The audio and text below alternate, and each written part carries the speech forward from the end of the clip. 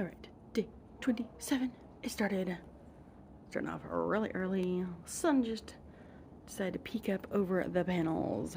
Time to get to work, finishing up all the lighting, covering, shoring, etc. So we can finally add all the details. So far, only one room is completely finished.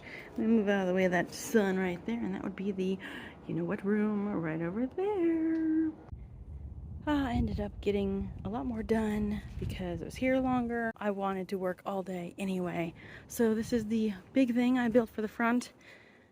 I don't know if that little gate right there is going to stay there. Probably not, because then you won't be able to see the projections. I'm just, making it so it doesn't look so, hey, come get in this thing. But anyhow, that it was actually really hard to do because it's just me.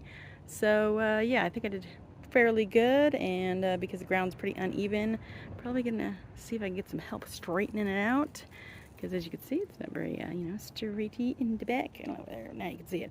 But anyhow, the reason why that's sticking out in the back is because I'm building a shelf. This is for the shelf that the projector is going to sit on. Oh yes, oh yes. So I like it, very nice. I trimmed about a foot or so off of these because it didn't need an 8-foot mausoleum. Yeah, no. Did not need that. But I think it looks pretty good. Might remember these from the outside of the haunt last year. I just, as I said, trimmed them and reappropriated them. Gonna be putting a hole in that one, like a skeleton arm coming out of it. That's gonna be awesome. And of course, the wind had a lot of fun today. Sorry, tombstones. But then again, none of them have been put in permanently with stakes or rebar or whatever they require. So I'm not surprised that they fell over. It's not a big deal. Easy peasy to fix. And back here, got a lot more done. There's the new skelly. Well, technically, I guess skeleton ghost on top of tombstone is what it's called. But anyhow, this room is almost finished. It is fully lit. It's not plugged in right now, plus, well, it's daytime. But as you can see, top of this is still exposed to the elements. Have our little separator here to force people to walk around. But look, it's covered. You see the big difference? Super bright. Oh, that's crazy looking. And not. It'll be perfect with the lights that I've put up. Can't wait. I was going to use these, but they just weren't working for the effect. I was going to have like one on either side, but I decided to go with the big one. Technically, it's a lot more sturdy too. This one, I think it's the one I already took. No, it's this one right here. This one needs to be fixed a lot. I mean, it looks cool because it's ratty, but for an actual room divider, can't use it because it's not safe. And I've started attempting to figure out what I want with the spider tunnel. Technically, I know, it's like a spider leg, I know. Technically it's like this. We'll see. Because I was cutting them at 6 foot and then at 4 feet, but that made it way too wide, at least for this first section of the spider tunnel J. So then I cut the 4s in half, and that is so much better. It's nice to have like a skinny part. Ooh, where you gonna touch the cobwebs? Blech, blech. Yes, I'm sure y'all guess what that's for. Oh yeah, spider tunnel. I need some different shapes though. Got most of these guys cleared out, at least the ones that belong in the graveyard, but I wanted to not put anything in this path right here, which is actually where most of them go, because of the fact that when I'm moving the ladder back and forth, stapling, it really sucks when you have stuff in the way. The only reason why this one's allowed is because it's full of all the stuff that goes on the top. I got these lit. This year I'm going for a double lighting. I really liked how that accidentally looked when I had the red from back here shining in here with the orange. So I've changed those up. And now, inside this room, I changed the orange to like a flickering sort of thing, and the red is on steady. This is the only ones that are like plugged in right now for me to test. This one and the clown room. Although, have a different laser coming. It's quite similar, but I can't wait to show you. But of course, the way it has to go, at least with me.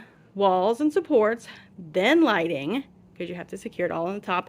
Then we cover it all, because, I mean, it ruins the whole fantasy when you can see that there's a house right above you.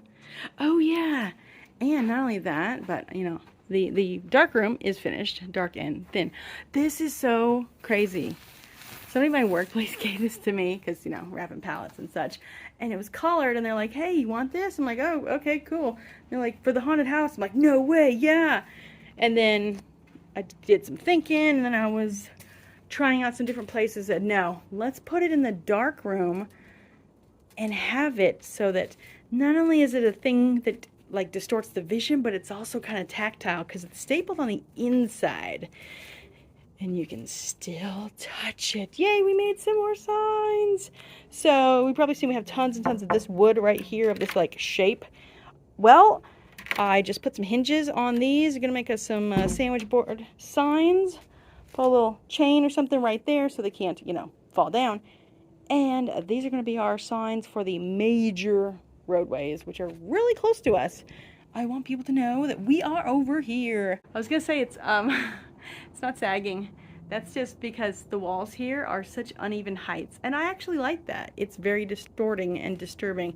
And another thing I found out is that because hi, how you doing? Because I put the mirror on this panel, technically it's a door, it actually makes the door heavier, so the door actually shuts all the way now. Okay, well, this is all the way for this door. It's because of the angle of how this area is. Okay, I'm standing pretty much straight, at least to me, so you can see everything kind of angles downward, which you would think, oh, it shuts. Not really with this one. I'm excited. We've got all of these things to put up now, too. We got our 12-footer. We have our really old yet super precious carriage hearse with a reaper rising from the coffin. Is that what it's supposed to be? Okay. Why would the Grim Reaper be rising from the coffin? Anyhow, I love it. By the way, it's gigantic. I can't wait to show you, but I'm not putting it up just yet. I think it's going to be a great photo op for people to use because it has lights with it. Woohoo! So this is that wood I was telling you about. There's a place down the street that makes cabinets, and they've always got tons and tons and tons of wood out there for free on pallets. Sometimes they take the wood, sometimes they take the wood and the pallets, sometimes they just take the pallets. This is what I put the hinges on, and then we just painted it white because white with black lettering looks the best. So again, back to this really quick. What I'm going to do is I have some scrim-like material that's going to go not right at the very front, but put it back just a little bit, and that's what it's going to be projected on. It's going to be so awesome. Can't wait to see it. Whoop whoop. Probably come back tomorrow and work some more. See you soon, girl.